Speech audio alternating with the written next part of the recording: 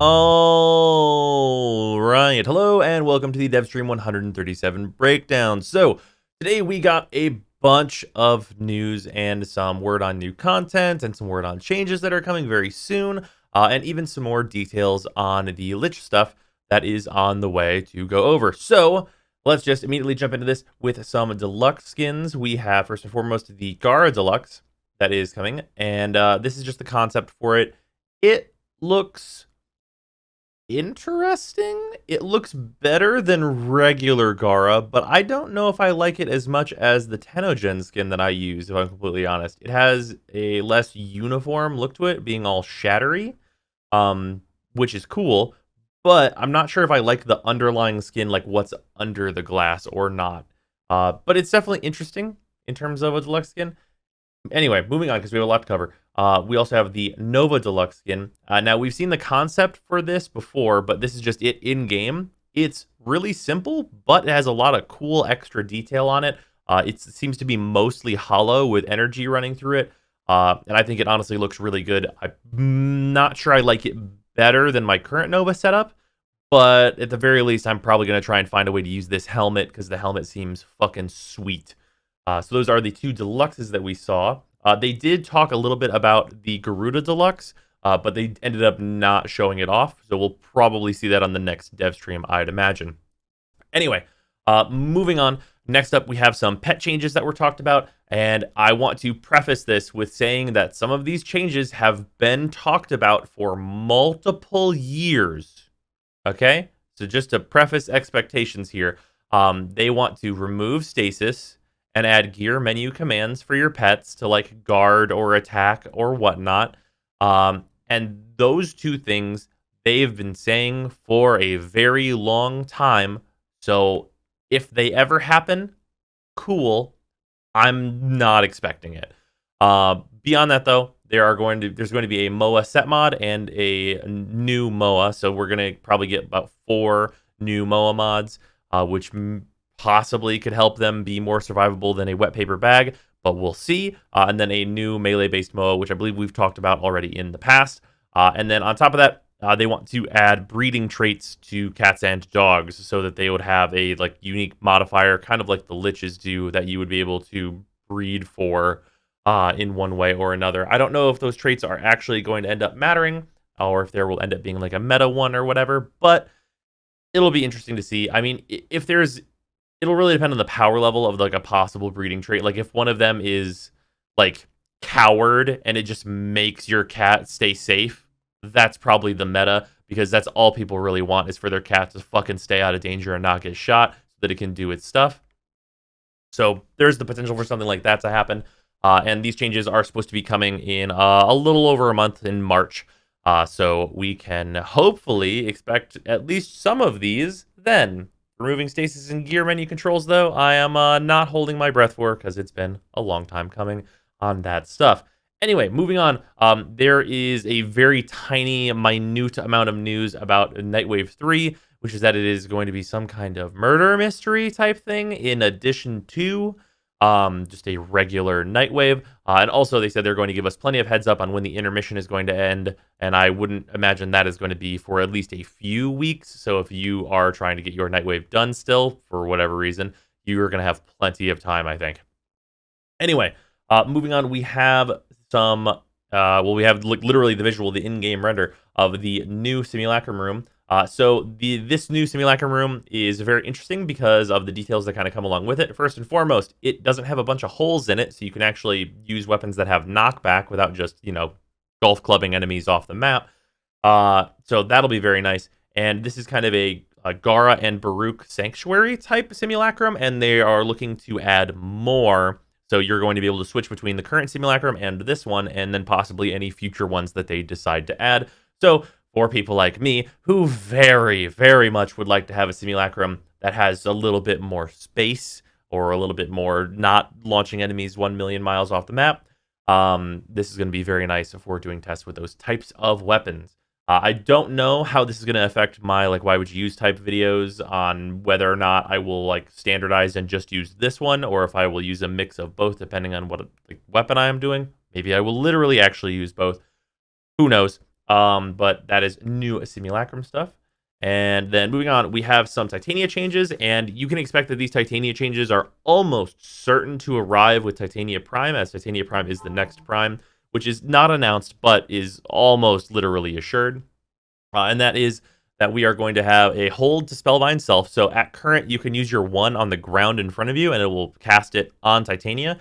Just allowing you to hold it does actually add a specific benefit to Titania, because at current, if you're going to use your 4 with its augment, you have to cast multiple times in order to get the buff to max. And that would usually require you getting near the ground and aiming at the ground and casting your 1 a bunch to re-up your buff. But now you're going to be able to do that no matter where you're flying around in the air, and that's actually pretty, like, it's a pretty sizable buff in terms of the usability of her with her augment, which is how she's usually played. Moving on. Your 2 is going to rotate instead of being enemy-based, so there are a number of different buffs that you would get for using your 2 on different enemies. So instead of getting the shitty buffs from the enemies sometimes, you can just only get the good buff and just have damage reduction all the time, is basically what this boils down to.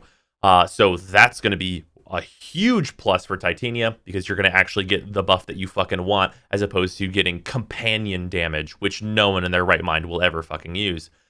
And her 3 can no longer be moved around. For those that don't know, her 3 can just float off into the distance and just be knocked away and all kinds of shit.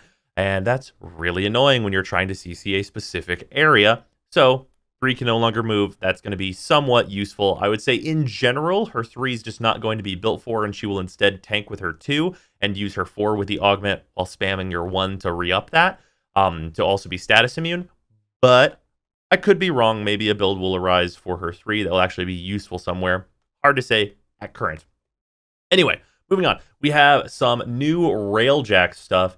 And the new Railjacks stuff essentially boils down to them getting more ready for the new war stuff, and like making it so there are more sentients, and there are going to be sentient boarding parties. And it sounded like, to me, this was not specifically said. I want to say that this was not specifically said, but what it sounded like to me is that the sentient ship is going to show up more frequently, because it seemed like that would be an escalation where that ship would be available a lot more often.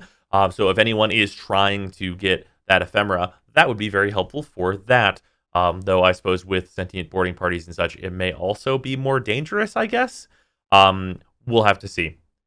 Then we're getting a new Shawzin. It's the Shawzin that everybody wanted when the Shawzins launched, and that is a heavy metal version of it. Just for doing the songs we can't really right now, or doing the songs that we've done just with a better sound. If you want to play Smoke on the Water and shit, I think you're going to be able to do that just fine with this. But yeah, that will be very enjoyable for people who are still on the Shawzin. Shawzin, honestly, way more fun than I ever expected it to be before it came out.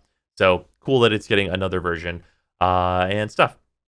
And moving on, let's talk about some of these Lich changes. So some of these Lich changes that I did not talk about in yesterday's video. The huge bulk of the Lich changes I talked about yesterday.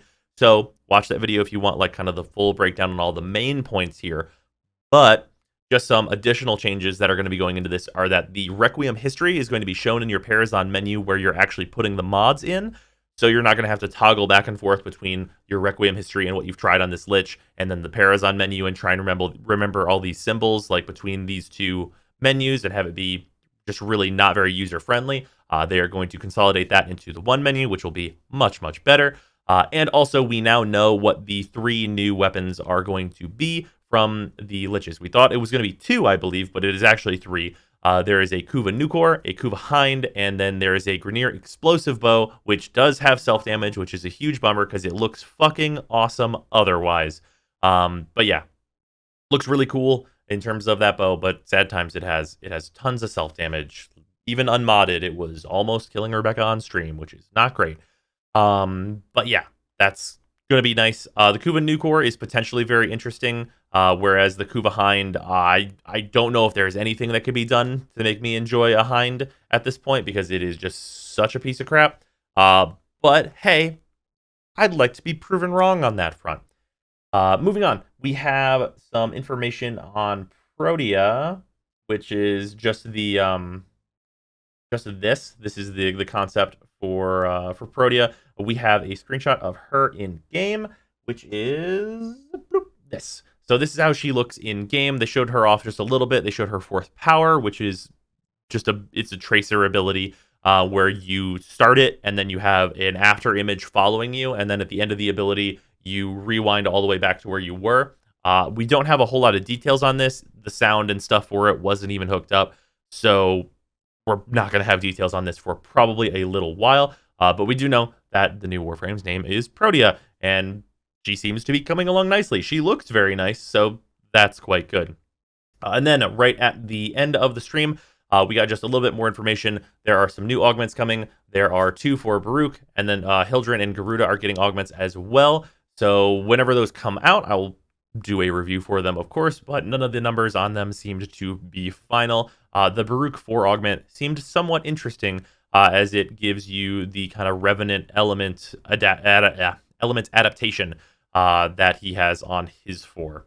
And then at the very last, we had some primary kit guns show up, and those are going to be coming soon as well.